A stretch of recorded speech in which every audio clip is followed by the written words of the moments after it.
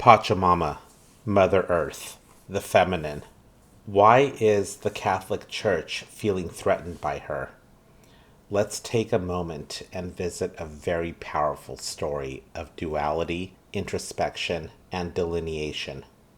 According to the Gnostic story of creation, Earth was created in the image of the feminine, in the image of Sophia, which the Gnostics referred to as the feminine personification of wisdom.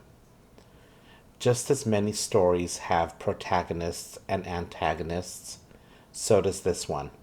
When something as profound as Earth is created in the image of the feminine, the image must be countered and balanced with its antithesis, a masculine force, an antagonist. Sophia came into fruition, and she brought forth Yaldabaoth, also known as the Demiurge. The Demiurge is the antagonistic presence that hovers over us throughout most of our spirit life journey. It is the ever so prominent masculine force that counters the heart-based energies of the feminine. Where Sophia identifies with abstraction, empathy, humility, and sensitivity, Yaldabaoth identifies with concrete expressions, with self-centeredness, extroversion, and apathy. Yaldabaoth is the ego, where Sophia is the heart. In the Gnostic story of creation, Sophia fell because Yaldabaoth identified the vulnerabilities of the feminine heart and vicariously attacked her. When Sophia was overpowered by Yaldabaoth and fell, she found herself coexisting side by side with a powerful counterforce created to establish balance. She needed to be shown the vulnerabilities that existed within her being, and at the same time, Yaldabaoth was challenged with trying to make sense of Sophia's abstract ways. Remember, Yaldabaoth is the image of the masculine. He embodies the logarithmic and algorithmic functions of a computer. Imagine attempting to write a mathematical equation for love, empathy, or affection. Yaldabaoth cannot decode subjectivity. If it cannot fit neatly into an equation, he will treat it as an adverse force. Hence, he instigated the fall of Sophia because he identified her as a threat to his existence. Pachamama, Mother Earth, the feminine.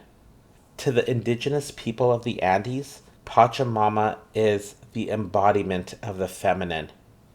But even more importantly, since Earth was created in the image of the feminine, Pachamama to the indigenous people of the Andes is synonymous with Earth. With Earth being feminine and Yaldabaoth being her masculine antagonist, Pachamama poses a threat to Yaldabaoth's existence, and for that, he is rebelling. Let's take a glance at the Catholic Church. The Catholic Church is defined by principles of hierarchy, authority, dualism, logocentrism, consequence, and this overarching acceptance of a superior being. These attributes are germane to the masculine. They are germane to Yaldabaoth. They are also grounded in Saturnian principles. They oppose the feminine and are threatened by all that the feminine stands for. Yaldabaoth is present in the Catholic Church. The Church not only serves to support the sustenance of Yaldabaoth, its existence is premised on a detachment from the feminine. Without Yaldabaoth, the Church cannot exist. Hence, we see the Catholic Church on a relentless pursuit to undermine Pachamama. In this article, an academic argument is made to support the removal of objects in the Catholic Church that symbolize Pachamama.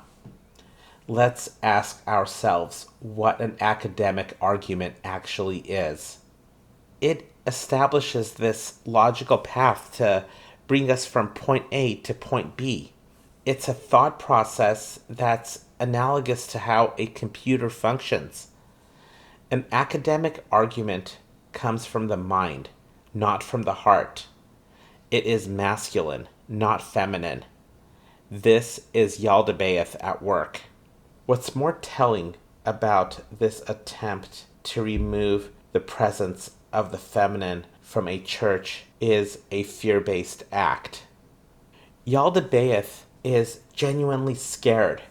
Pachamama is a force that is adverse because her essence cannot neatly fit into an equation. Yaldabaoth cannot decode Pachamama, hence he cannot control her. His only solution is to eliminate her. Objects symbolizing Pachamama were removed from the church. Yaldabaoth did what he needed to do to preserve his presence. But simultaneously, a powerful message was cast into the ether, into the universe. Remember, every word you speak is a magic spell. That's why words are spelled before they are spoken. In this case, cast a very powerful spell that ended up biting him.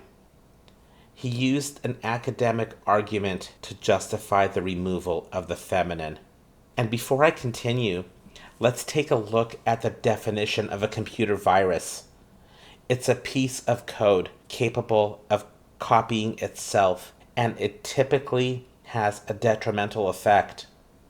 He wrote his own computer virus.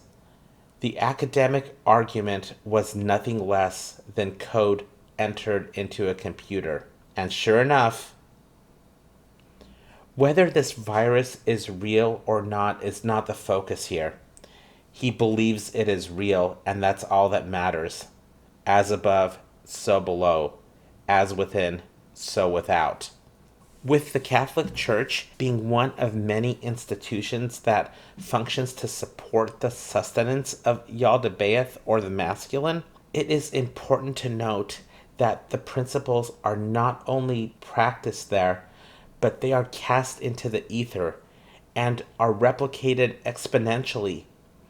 The Church functions to worship the masculine, or more specifically, to worship the Demiurge. More videos on this to come. The feminine does not need worship. Mother Earth never asked for worship. Pachamama does not need a following to sanctify her prominence in our realities. If there exists virtue in something, it does not need to be sold to humanity. Mother Earth does not have a marketing machine behind her, but we might want to ask what the marketing machine behind Yaldabaoth looks like. That's all for now. Be well, sun gaze, and thrive selflessly.